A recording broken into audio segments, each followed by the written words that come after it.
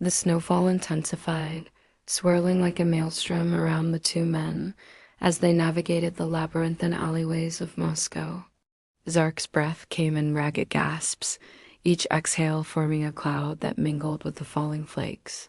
His heart pounded in his chest, part exertion, part adrenaline. "Zark," Victor panted, "we've got company." A flicker of movement caught Zark's eye.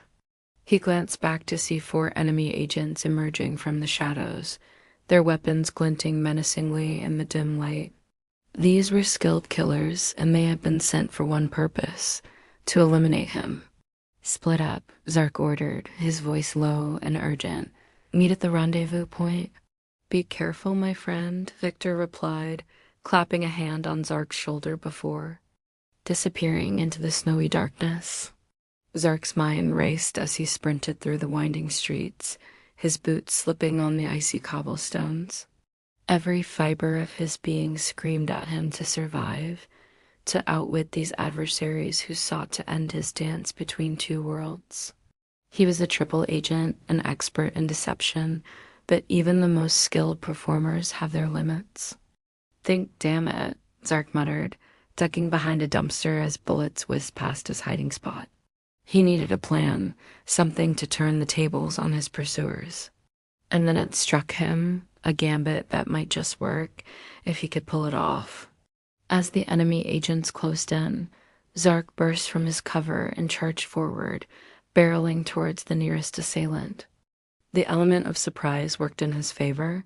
The agent's eyes widened in shock as Zark slammed into him, sending them both careening down a nearby stairwell.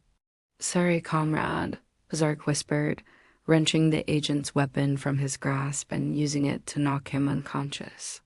With a quick glance at the other agents, he made his move, scaling the side of a building with swift, practiced movements. Where did he go? One of the remaining agents barked into his earpiece, frustration evident in his voice. "Find him." Another growled, their footsteps fading as they continued their search. Zark clung to the shadows, the cold seeping through his clothes as he stared down at his would-be killers.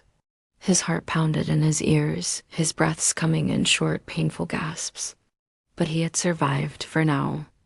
As he slipped away from the scene, Zark couldn't shake the nagging feeling that his life as a triple agent was like walking a tightrope above an abyss. One misstep, one wrong choice, and everything would come crashing down around him. He had managed to evade these enemy agents, but there were countless more waiting in the wings. Is this really worth it? Zark wondered, his thoughts consumed by the lies, the betrayals, and the bloodshed. But as he vanished into the night, he knew there was no turning back. The game was far from over, and Zark Ivanovich Petrov was still its master player.